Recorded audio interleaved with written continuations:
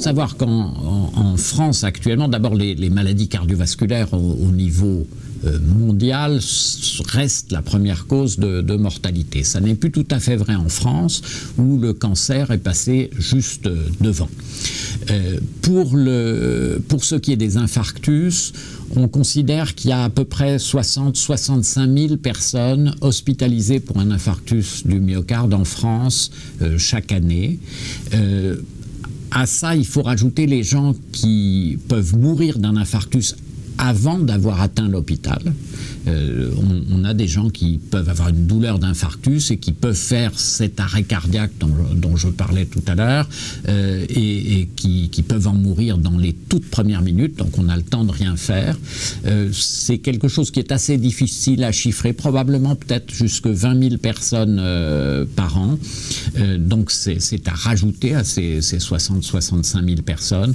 Et puis après, il y a des personnes qui ont des maladies qui s'apparentent un peu à l'infarctus sensus décalage de ST, probablement autour de 20-30 000 personnes aussi, qui ont ce qu'on appelle des angines de poitrine instables. C'est un état qui peut préparer à l'arrivée d'un infarctus du myocarde, mais qui est quand même sensiblement moins grave.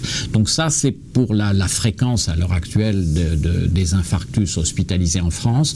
La bonne nouvelle, c'est que on assiste actuellement, et depuis au moins une dizaine d'années, à une diminution très régulière du nombre d'infarctus en France chaque année. Pour vous donner une idée, on a regardé ça avec l'Institut national de veille sanitaire, et entre 2002 et 2008, il y a eu une baisse de 2,5% par an du nombre des patients hospitalisés pour un infarctus du myocarde en France. Donc c'est quelque chose qui est très sensible. Si on extrapole sur 10 ans, ça fait un quart des infarctus en moins.